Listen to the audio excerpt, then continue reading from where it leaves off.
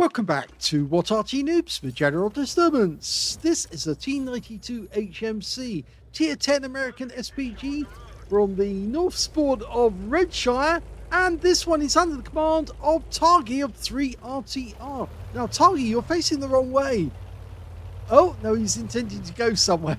I thought if you're going to shoot at the enemy, you're facing the wrong direction. But anyway, no, he just went into the copse. For the moment, he's still in reload, because this is the biggest gun in the game. 24 centimeters, this howitzer. It's capable of doing 1100 alpha, 60 millimeters of pin, and 12.5 meters, or 20.4 on the burst radius, between 14 and 35 seconds of stun. Targy's aiming, and he spotted an enemy tank straight away. In fact, I think we just saw a leopard, but he's styling in, and he doesn't want to shoot before he knows that he's got a certain shot. He fires. Unfortunately, he fired before he was fully ready, and I'm not sure we got anything off that, but whoever was knocking down those trees probably did notice it. And in fact, the hesh barn's just gone down. He was in those trees, so he might have got a piece of that hesh barn. We'll have to wait until the end of the game to see if he actually did get it. So the T92 HMC, they only made 6 of them in the end. In fact, they were going to build more, but in the end they didn't need to, because Japan was invaded, it was captured, and so they just didn't need them. Actually, it wasn't 6, it was 5. Sorry, I'm wrong.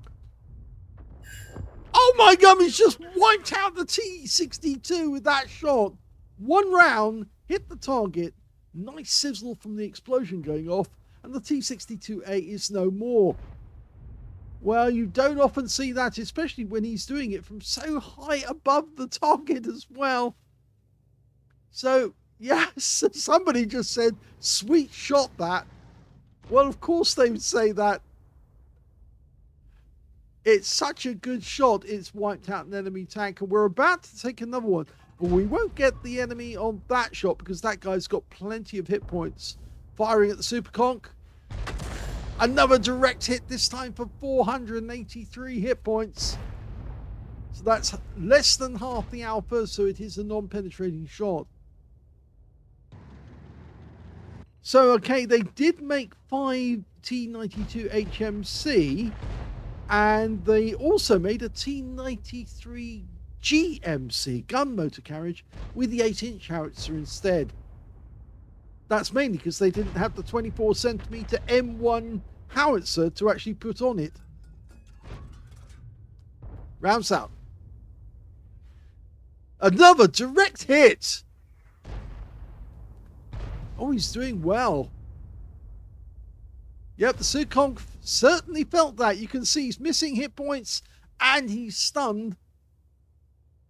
So he's not a happy bunny at the moment. He's been hit twice by Targy. And he's now thinking it's personal.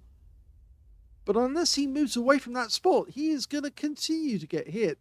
That's what we keep saying to tank drivers. If you get hit by Arty, it's not personal, it's business. Rounds out. And that's another 587 from a splash.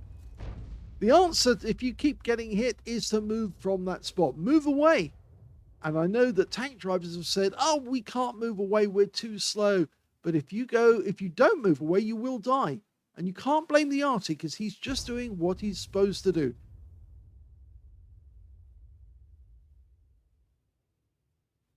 So we've got 2 HE rounds. That's the non-stun HE. And I get the feeling that the Super Conk, if he's still there, we'll find out in a short while. He's going to wait until he becomes visible, because he doesn't want to fire prematurely. That's going to be a difficult shot, that one. But again, he's waiting for the enemy to come into sight before he shoots.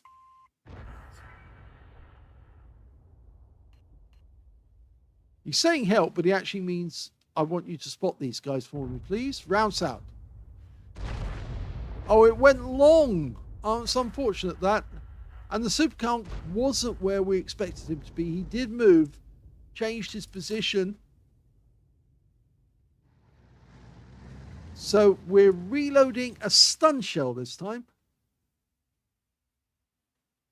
Yes, the T92 HMC was made from a T26 E3 chassis.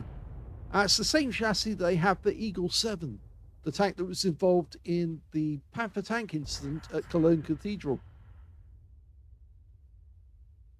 The chassis was lengthened with an extra set of road wheels to carry the extra weight of the 24cm howitzer. 296 splash and stun.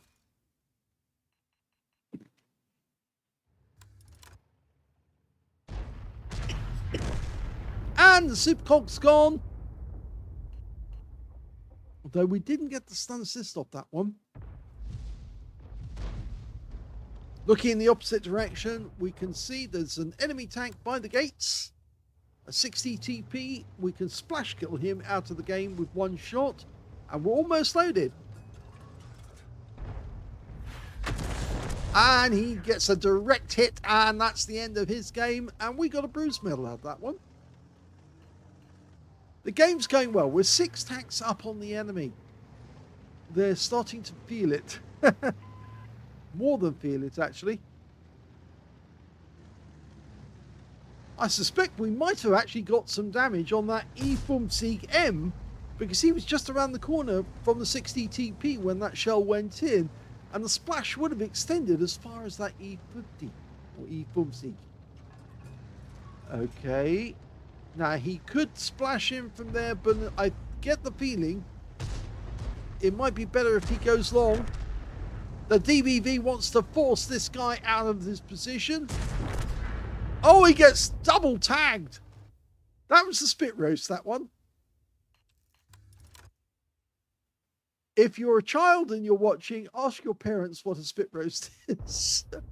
And if they say it's a barbecue, they're not being honest. I'm sorry, but that was just too funny. There's only one enemy left. It is the Manticore. So he's going to be the hardest to find. But in fact, actually, he has been found and taken out very quickly.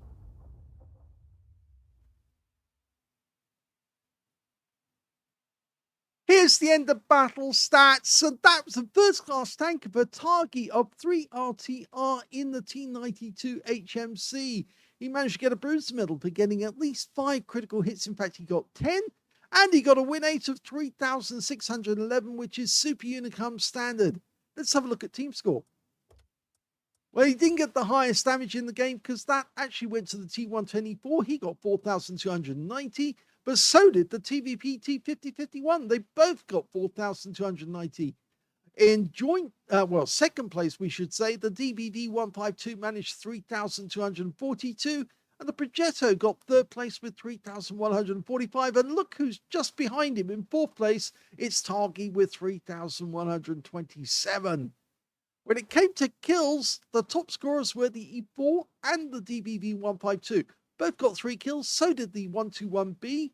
And 2 kills went to Targy and the E5. Nobody on the enemy team managed to get more than 1 kill. And only 4 tanks actually made kills in that game at all. When it came to base XP, Targy's a little further down the table. Top scorer was the E4 with 1,008. 912 went to the Object 140, who also picked up a Spartan medal. And 866 in third place goes to the E5, with Targy getting 853 in fifth place. Oh, the Manticore, by the way, he picked up a Scout, and the Progetto 65 got a Confederate. He only fired 9 shots in that game. He got 4 direct hits on the enemy, no penetrations, but 10 splash. 3,127 hit points, all of it at more than 300 meters. Damaged 7 of the enemy, killed 2 of them, and did 217 hit points of stun assists off 7 stuns. On a premium count, he actually made 24,793 credits profit, 5 bonds for it being tier 10, and 2,559 experience points out of that game. Now, I think the thing we want to know is, did he actually get anything with that first shot? And the answer is, yes, he did. He actually hit the Hesh barn on the enemy team and splashed him for 303 hit points, merely because he was knocking trees over to provide himself with cover.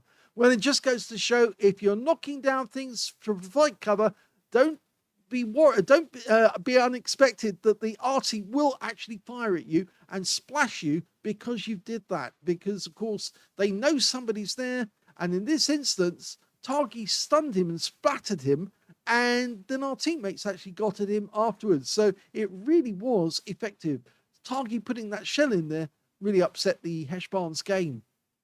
Hope you enjoyed that replay. If you did, please give this video a like, do subscribe to our channel, and thank you for watching.